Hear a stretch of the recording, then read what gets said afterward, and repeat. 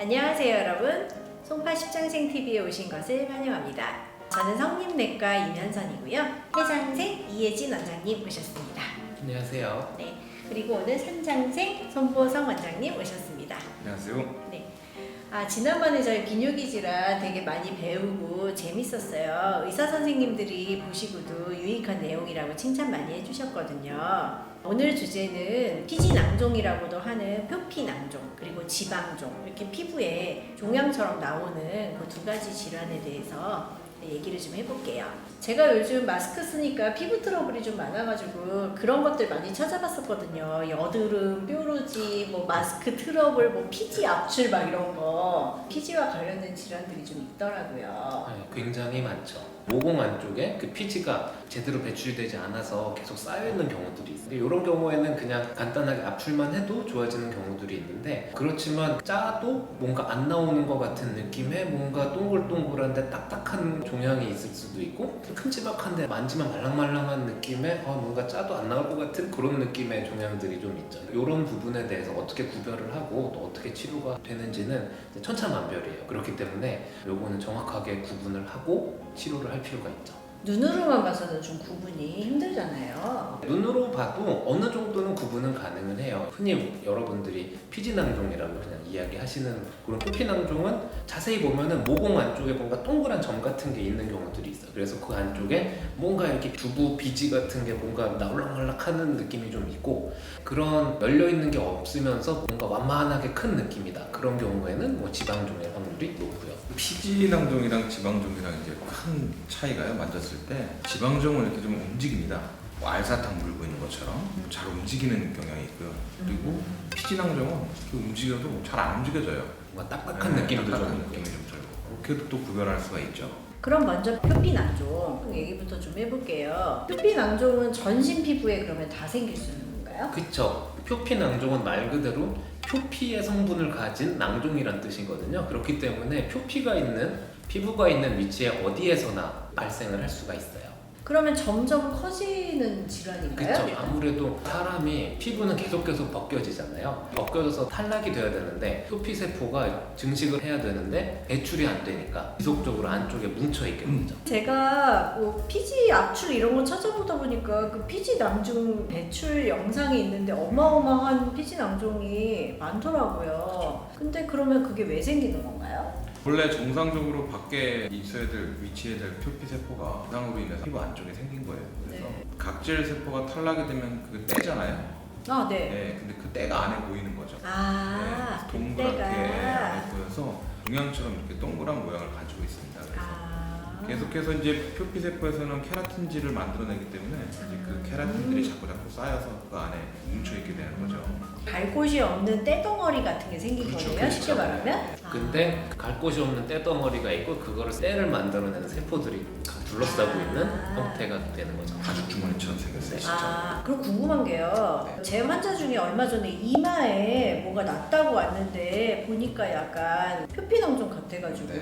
우리 산장생님 병원에 가셔가지고 이거를 제거를 했거든요. 근데 여기는 사실 그 이마 뼈하고 피부 사이에 조직이 거의 없잖아요. 이런 데도 마찬가지고요. 근데 이제 엉덩이라든지 허벅지 같은 데는 피하 조직이 많잖아요. 네. 뭐 두꺼운 피부랑 얇은 피부 더 호발된다, 어디가 더 많이 생긴다 이런 건 없는 건가요? 네, 그냥 이유 없이 피부가 있는 모든 곳에 생길 수가 있어요.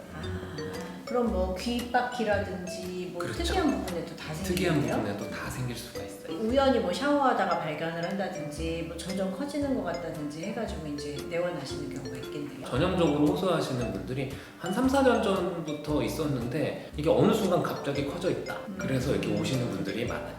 제 환자 중에 그런 분들도 있었어요. 셀프로 집에서 막 짰어요. 그러니까 좀 작아졌어요. 없어졌다고 생각을 하고 그냥 냅뒀는데 또 다시 생기고 또 다시 생기고 하는 거예요. 근본적으로 제거를 안 하면 자꾸 재발을 하나 봐요? 제대로 그걸 다 드러내야 없어지는데, 조금이라도 그 각질을 만들어내는 그 세포가 피부 안쪽에 조금이라도 남아있으면 그게 나중에 점점점 커져서 또 표피낭종이 생길 수가 있어요. 그렇기 때문에 재발을 안 하게 하려면 완전 절제가 꼭 필요하죠. 그리고 이거는 뭐 여담인데 그 가죽 주머니 전체를 또 드러내면 시술하는 사람 입장에선 저는 되게 기분이 좋더라고요. 되게 깔끔하게 딱 끊어내면 야 이거 오늘 너무 좋다 이러고. 근데 혹시나 하다가 살짝 이렇게 캡슐이 좀 터지는 경우들이 있거든요. 그럼 기분이 너무 안 좋아요. 그러면 제거 방법은 어떤 식으로 하세요? 제거 방법은 뭐 염증이 없는 경우 같은 경우에는 이제 구멍만 뚫어서 하는 피놀 방법이라는 게 있고요. 네. 이건 흉터가 적어서 이제 좋긴 한데 사이즈가 크다든가 염증이 있는 경우는 좀 어렵고요. 사이즈가 큰 경우라든가 아까처럼 집에서 막 열심히 짜시다가 네. 감염이 돼서 네. 골마서 같이 네. 오시는 분도 있어요. 쭉 째야죠. 그 전형적으로 그 이명래 보약 붙여가지고 오시는 분들이 계세요. 이명래 보약. 네, 어떤 면에서는 긍정적인 면도 있는데 그걸 계속적으로 바르다 보면 이명래 보약을 붙인 부분이 피부가 살짝 얇아지면서 거기가 되게 찢어지기 쉽게 바뀌거든요. 네. 그쪽으로 이제 고름들이 팍 하고 배출이 돼서 어느 정도 치료적인 효과는 있는데 그게 잘못 붙이게 되면은 염증 생기고 그 안쪽으로 균감염이 돼서 더 덧나는 경우도 덜어 있어요. 그 우리 옛날에 조선시대 때 그 왕들이 등에 난 종기로 뭐 눕지 못하고 등창이라고 고생했다. 하죠. 표피낭종 때문인 거예요. 그게 종기처럼 그렇게 돼서 돌아가시고 저 종기 때문에 돌아가신 분들도 계시지 않습니까? 세조. 네. 맞아요. 물론 요즘에는 항생제라든가 약이 좋아지고 의학기술이 발달해서 옛날처럼 그렇게 목숨을 잃을 정도까지는 아니겠지만 그래도 가벼운 병은 아니다라고 알고 그 계시죠. 이명래 보약이 약간 더 곰게 하는 성분. 약간 그런 성분이 있는 것 같아요. 더 네. 염증을 촉진을 시켜서 아예 그냥 네. 빵 터트리게끔 그쵸, 그쵸. 하는 그 이명래 보약 하니까 며칠 전에 있었던 에피소드가 생각이 났는데 어떤 환자 한 분이 열이 난다고 오셨어요. 코로나 검사를 일단 했는데 음성이고요. 폐렴인가 싶어서 엑스레이 찍어봤는데도 정상이고요. 통진을 막 해보려고 하는데 등이 이렇게 볼록 튀어나와 있는 거예요, 그분이. 네. 그래서 환자분한테 아니 이건 뭐예요? 그랬더니 이명래 보약을 붙였다는 거예요, 환자분이. 거기서 이게 이렇게 부풀어오려고 화끈화끈 열이 나고 있는 거예요. 그래서 아니 환자분은 코로나 검사를 하실 게 아니고 빨리 이 종기를 치료해야 된다 이래가지고 보낸 기억이 있는데 조선시대였으면 항생제가 없어서 죽었겠죠. 그렇죠. 네. 세조 세조. 관리해주는 그런 곳들 같은 데서 피지 낭종 또는 표피 낭종 뭐 이런 것들을 면봉 같은 걸로 막 이렇게 눌러 짜가지고 이렇게 하는 그런 영상이 나와 있는 것도 유튜브에 있고요. 정말 많고 심지어 조회수가 엄청 높죠. 피르가즘이라는 말도 있더라고요. 네. 피지를 이렇게 볼 때 카타르시스를 느껴서 그 피르가즘이라는 말도 심지어 있더라고요. 저희 어머님은 그거 이거 어떻게 봐 막 소름 돋아 하면서 그걸 새벽 3시까지 보시고 근데 또 유튜브가 계속 비슷한 거 계속 띄워주잖아요. 새로운 게 엄청 많아요. 이거 보다가 그러고 나서 저한테 이거 안 나오게 하는 방법 없어? 막 이렇게 저한테 피놀법을 하든지 절개법을 하든지 이렇게 하는데 절개라는 건 어쨌든 칼로 이렇게 째는 거잖아요. 네네. 그렇다면 크기가 최대한 작을 때 빨리 알아채고 병원에 가서 치료를 하는 게 좋겠죠? 근데 보통의 경우는 크기가 작을 때는 그냥 대수롭지 않게 병원에 갈 생각을 안 하시죠 보통은. 근데 조금 커져서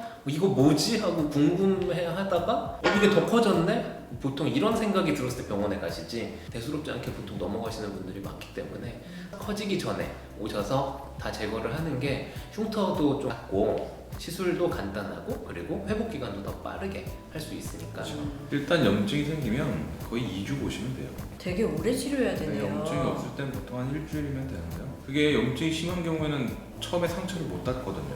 꼬매질 못하고. 그게 안에 이제 있는 걸 제거하고 나면 거기 이제 삼출액이라고 이제 그쵸. 예, 진물 같은 게 진물 같은 걸 나오죠. 차잖아요. 근데 그 진물은 굉장히 영양 성분이 많단 말이에요. 세포 성장 인자도 있고 혈관 성장 인자 같은 것도 있고 저 영양분이 풍부한 물질들이 있는 상태에서 감염이 되면 어떻게 되겠어요? 고름이 되죠. 그래서 보통 한 4, 5일 정도 지난 다음에 2차 봉합이라고 하거든요. 수술한 날 봉합하는 걸 1차 봉합, 수술한 날 봉합하지 못하고 나중에 봉합하는 걸 2차 봉합이라고 하는데 그 2차 봉합을 한 4에서 5일 정도 있다가 해요. 네. 4에서 5일 정도 지나야만 그 고름이 생기거든요. 실밥법을 한 일주일 지나야 되니까 그러네요. 거의 한 2주 정도 걸리는 거죠. 지난번에 제가 의뢰한 환자 같은 경우는 이마에 이렇게 있었단 말이에요. 네. 흉은 안 지나요? 그거 많이 물어보시는 분들 있어요. 요즘은 흉터 없이 수술하지 않느냐.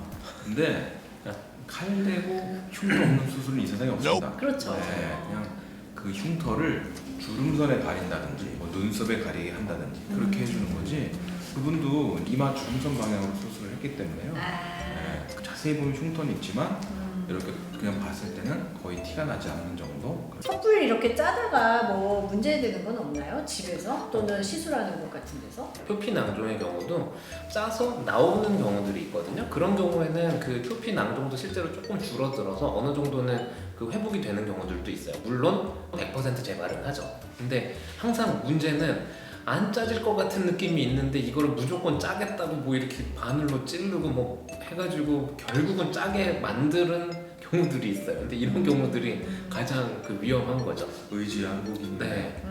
정말 깜짝 놀란 경우들도 많아요. 아치크림 어디서 구해가지고 바늘을 바늘을 달궈서? 찔러가지고 와. 짜가지고 왔다가 이제 완전히 진짜 이거 속된 말 나올 뻔했네. 미주가리? 썩었어요? 완전 썩어가지고 완전 그렇게 해서 나 이렇게 되면 제가 너무 네. 훅 들어갔나요? 네. 이렇게 되면은 저는 이제 아무래도 과가 피부과니까 전신적인 문제가 생길 여지가 있기 때문에 이런 경우에는 다른 큰 병원이나 외과를 가시는 게 좋을 것 같습니다. 해서 그 진료 의뢰서를 써드린 적도 있어요. 네. 저희 내과에는 환자들이 이게 뭐냐도 궁금하지만 이거 암일까봐 그렇죠. 무서워서 물어보러 오시는 분이 되게 많아요. 근데 저도 사실은 뭐 정확한 거는 아니기 때문에 뭐 이런 것들 중에 하나일 테니까 관련과에 가보자 이렇게 해서 의뢰를 해드리거든요. 어느 과로 가야 될까요? 보통 환자들이 알아서 잘 가세요. 약간 표피낭종이나 이런 게 작고 귀염귀염한 경우에는 피부과로 오시고요. 이거 좀 아닌 것 같은데 이러면 알아서 외과를 가시더라고요.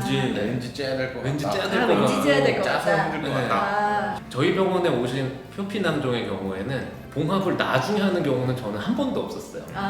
지방종 한번 얘기해 볼게요. 지방종은 말 그대로 양성종양이거든요. 제가 알기로는 맞죠? 네. 지방세포가 뭉쳐있는 네네. 그 종양이라 그래서 지방종이라고 하죠. 네네. 지방이 많은 곳에 생기나요? 그렇지도 않나요? 보통 지방층이 있는 어느 곳에서든지 생길 수가 있죠. 팔에도 있는 것 생기고요, 같아요. 뭐 다리에도 생기고, 네네. 등에도 생기고, 뭐 아무데나 다 생길 수가 네. 있어요. 제 배에 있는 건 지방종은 아닙니다. 그거는 지방층. 지방층? 누구나 다 갖고 있죠. 지방층. 그리고 특징적인 게 지방종으로 오시는 분들이 이런 얘기를 많이 하세요. 제가 최근에 살이 많이 쪘는데 살이 찐 다음부터 이게 더 커진 것 같아요 라고 하시는 분들도 많더라고요. 실제로 그런가요? 실제로 그래요. 네. 살이 찌고 그러다 보면은 지방세포가 커지거든요. 네. 그래서 지방종을 그때 인지하고 오시는 분들도 꽤 있으세요. 저희도 잘 찾아보면 어딘가 있을 수도 있어요. 아직 눈에 띄지 않는 사이즈일 수도 있고요. 그런 적 있지 않아요? 지방종 했다가 짰는데 안 나와요. 어머. 초음파 봤는데 되게 얕게 있는 것 같아서 얕게 잘랐는데 원래 정상 지방층 안쪽에 있었던 거예요. 맞아요. 하면서 저는 진짜 5만 가지 생각이 다 들어요. 이거 내가 하는 게 맞나? 진짜. 내가 짜는 게 맞나? 진짜 이거 그랬겠어요. 소장님한테 7층에 연락해서 연락드려야 내려오시라고. 5만 가지 생각이 너무 드는 경우도. 그 지방층이 두껍긴 해서 괜찮겠지만 이게 결국은 드러내가지고 뺀 적도 있고. 거의 근육층까지. 네 맞아요. 근육층까지. 근육층까지 가는 경우도 있어요. 네. 예전에 한예슬 등 위에서 그게 수술을 맞아요. 지방종. 지방종. 네. 지방 네. 네네네. 또 이제 흉터 안 나게 해주려고. 맞아. 그냥 그 위에서 이렇게 째면 째면 되는데. 되는데 그렇게 다이섹션에서 밑에부터 이렇게 들고 올라갔나 봐요. 이게 뒤집어서 다이섹션을 하니까 가끔 이렇게 그렇죠. 빵꾸 나는 경우 있어요.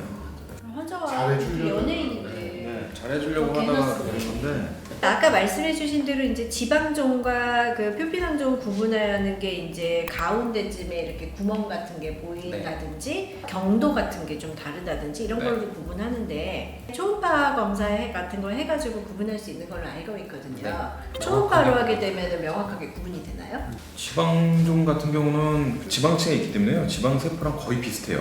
얇게 캡슐처럼 막이 형성되어 있는 경우도 있긴 한데 거의 그냥 지방처럼 보입니다. 근데 이제 표피낭종 같은 경우는 아까 그 가축주머니 말씀드렸잖아요. 그 초음파상에서 약간 희끗희끗하게 보여요. 약간 하이퍼 에코익하게 보인다 그러잖아요.